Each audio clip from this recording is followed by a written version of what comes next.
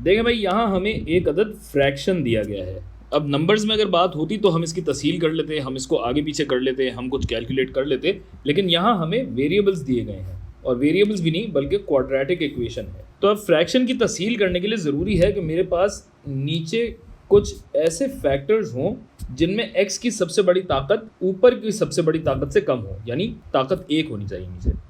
तो मुझे यहाँ क्या करना पड़ेगा? मुझे यहाँ करना पड़ेगा पार्शल फ्रैक्शन एक्सपेंशन। ठीक है भाई, जुज़वी फ्रैक्शन वाली टेक्निक यहाँ पे लगानी पड़ेगी, और ये टेक्निक वैसे ही लगती है जिस तरह नंबर्स के केस में किया जाता है। तो देखें भाई, इस फ्रैक्शन की अगर आप बात करें तो फ्रैक्शन का मतलब ये होता है कि हमारा जो न्यूमरेटर है, यानी बालाई टुकड़ा जो है x squared minus 2x minus 37, ये तकसीम किया जा रहा है x squared minus 3x minus 40 पे।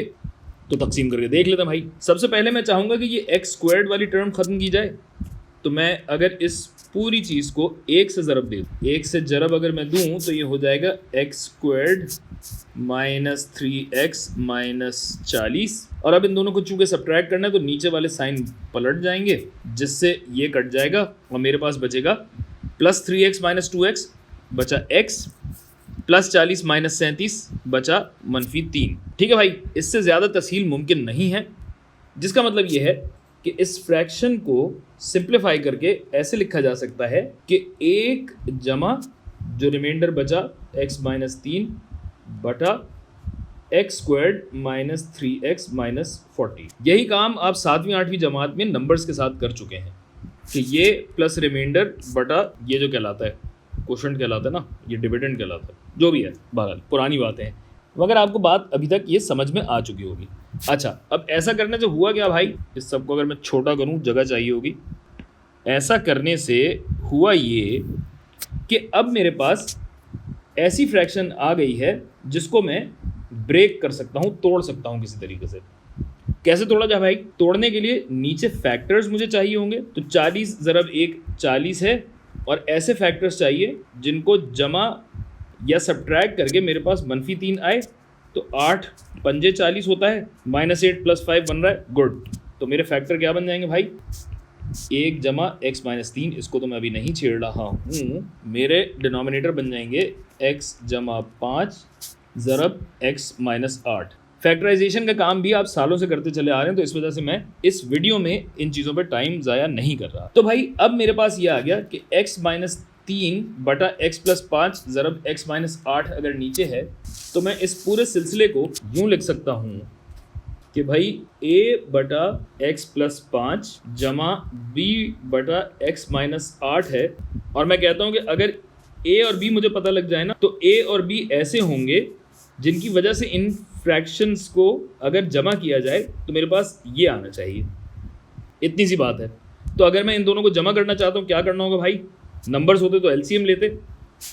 यहाँ पे भी अगर एलसीएम लेंगे उसमें हमें यही करना पड़ेगा कि हमारे पास जेल में आएगा x प्लस 5 ज़रब x माइनस 8। तो a बटा x प्लस 5 अगर मुझे यहाँ से चाहिए तो क्या करना होगा? a को मुझे ज़रब देना होगा x माइनस 8 से, ताकि ये दोनों कट जाएं और a बटा x प्लस 5 बचे मेरे पास। लिहाजा ये हो गया a ज़रब x माइनस 8 जमा b में यही उल्टा होगा, b ज़रब x प्लस 5। ठीक है भाई, तो इस तरह ये और ये मेरे पास कट जाते हैं, और मेरे पास जो इबारत बचती है वो है x माइनस 3 बराबर है, माफ़ कीजिएगा, x माइनस 3 नहीं था, ये x प्लस 3 था यार, बता भी नहीं रहे आप लोग, x प्लस 3 है ये। इसकी अब मुझे अगर तस्हील करनी है तो मैं चाहूँगा कि चूँकि मेरे पास a भी है और मेरे पास b भी है, तो x की अलग अलग कदरें डाल के मुझे देखना है कि a और b क्या आ रहे हैं। तो पहले अगर मैं चाहता हूँ कि b को ख़त्म किया जाए, तो b कहाँ ख़त्म होगा? b तब ख़त्म होगा जब x मनफी 5 के बराबर हो। तो पहले एक काम करते हैं कि इस पूरी जगह पे मनफी 5 डाल के देखते हैं। जब मनफी 5 डालेंगे तो ये हो जाएगा भाई मनफी 5 जमा 3 बराबर है a ज़रब मनफी 5 माइनस 8 जमा b ज़रब मनफी 5 जमा 5। तो जैसा कि मैंने कहा था, ये हमारा सिफर हो जाता है।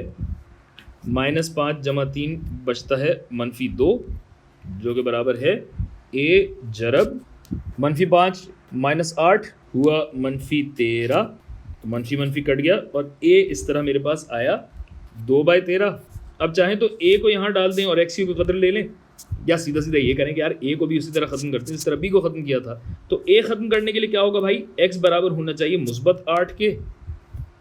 तो अगर x बराबर हो मुस्बत 8 के तो ये हो जाएगा 8 जमा 3 बराबर है a ज़रब 8 माइनस 8 जमा b ज़रब 8 प्लस 5।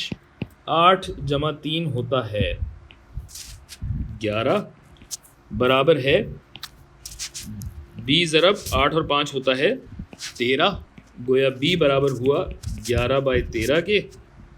तो अब हम इस पूरी चीज़ की जगह क्या डाल सकते हैं, हम ये डाल सकते हैं जहाँ a और b की कदरें हमें पता हैं। तो चलिए डालते हैं, जिसके लिए ये हटेगा, ये थोड़ा सा दूर होगा, बीच में प्लस का साइन आएगा। ठीक है भाई, a बटा x प्लस 5 था, a आया है 2/13, तो 2/13 या तो ऐसे लिख लीजिए या बेहतर तरीका ये है कि 2/13 यूँ लिख लीजिए, और b आया 11/13, तो 11 यूँ और 13 यूँ। ठीक है भाई, ये तो तरीका हो गया। अब हो सकता है इसको देख के आपको हो रहा हो कि यार ये हम क्या कर रहे हैं और क्यों कर रहे हैं। फिक्र ना कीजिए, अभी शायद आपको इतना समझ में ना आए, लेकिन जब आप कैलकुलस की तरफ जाएंगे, डिफरेंशिएट करेंगे और इंटीग्रेट करेंगे ना बेटा, तब पता लग जाएगा कि पार्शियल फ्रैक्शन कितनी कारामद चीज़ है और कितनी ज़रूरी चीज़। ठीक है, तो वीडियो यहाँ ख़त्म करते हैं और आगे बढ़ते हैं लाइफ में।